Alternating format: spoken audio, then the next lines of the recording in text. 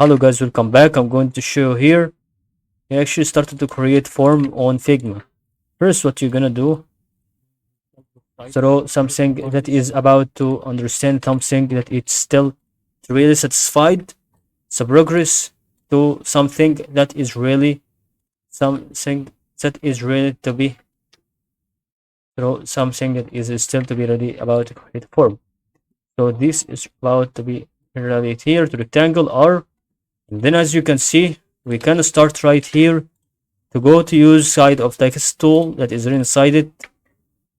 We see, and this is really to be satisfied through that situation. And then starting with that, you can start also about to create a tools of backgrounds like frame with a color, and you can start to see the design if you see the effects or stork.